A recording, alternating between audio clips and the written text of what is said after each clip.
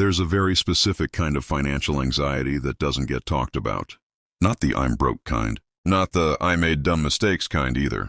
It's the anxiety that shows up when you've done everything right, and somehow you still feel behind. You paid attention in school. You avoided obvious disasters. You got the degree.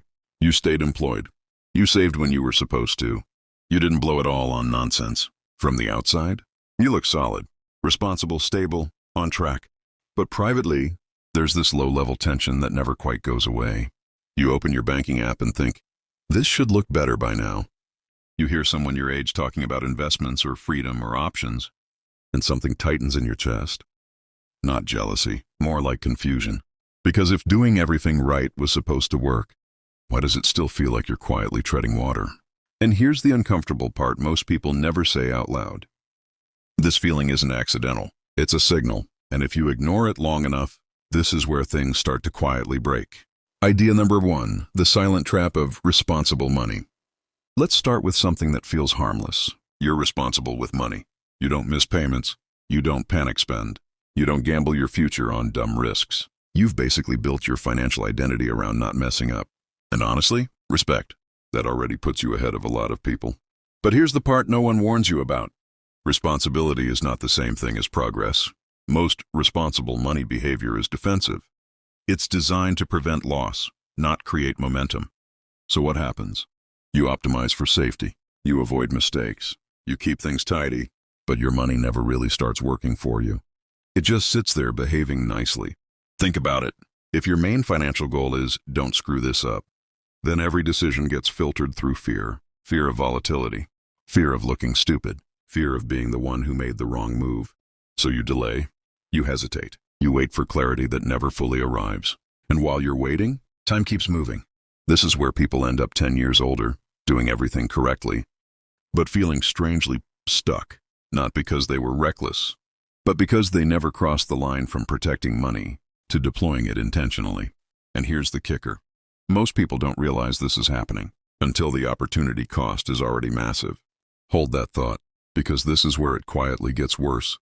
Idea number 2, when stability becomes a ceiling. There's a moment most people miss. It happens when stability stops being a foundation and quietly turns into a ceiling. Your income is predictable.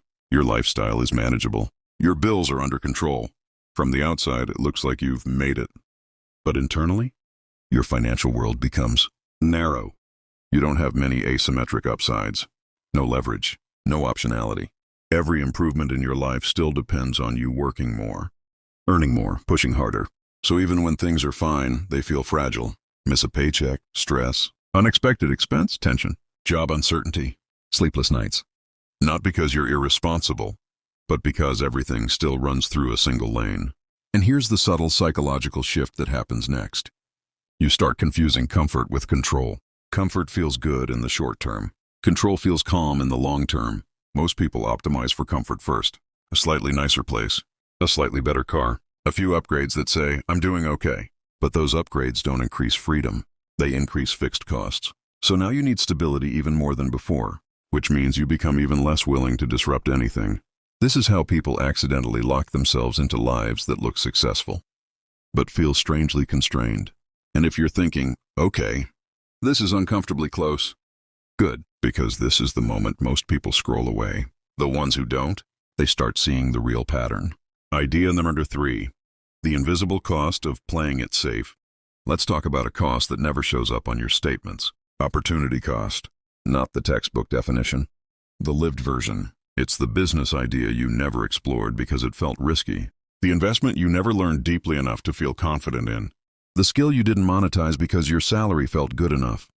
None of these feel like mistakes in the moment. They feel reasonable, sensible, adult, but over time, they compound into something heavy. Because while you were avoiding downside, you were also avoiding upside. And here's the part that messes with people psychologically. You don't feel the loss right away. There's no alert that says, congratulations, you just gave up future optionality. It just shows up later as a vague dissatisfaction, a sense that your effort isn't translating into freedom, that your financial life has momentum, but only in one direction.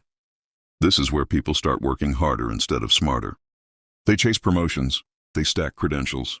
They push for raises, which helps, but only linearly. And linear progress in a world that rewards leverage eventually starts to feel exhausting, especially when you realize you didn't do anything wrong. You just followed a playbook that was never designed for real autonomy. And once you see that, you can't unsee it.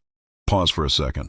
If everything stayed exactly the same for the next 5 years, your income, your habits, your decisions, would your life feel meaningfully different? Not hypothetically better, actually different. More control over your time, more options, more margin.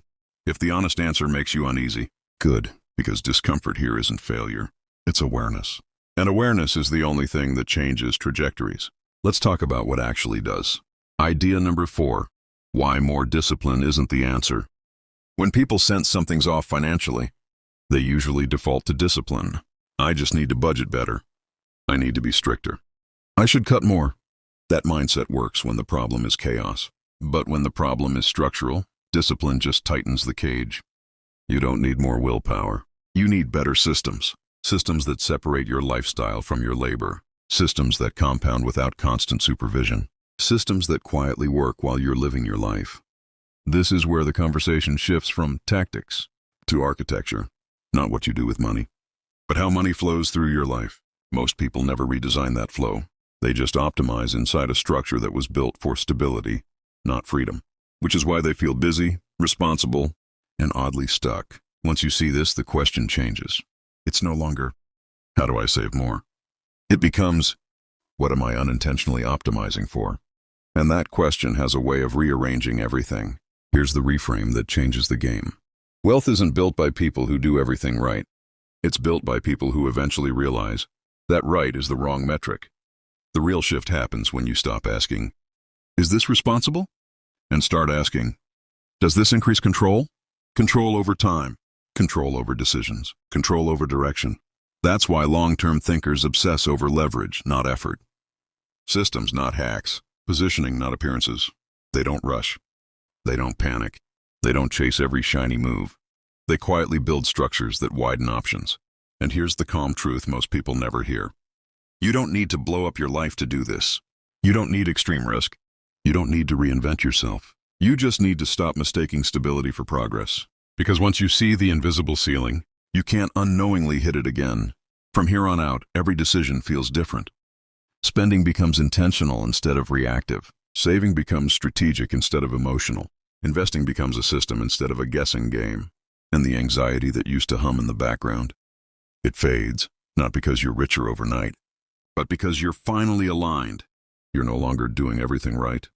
For a system that was never built to reward you, you're playing a longer, quieter, more powerful game. And this is where most people never go.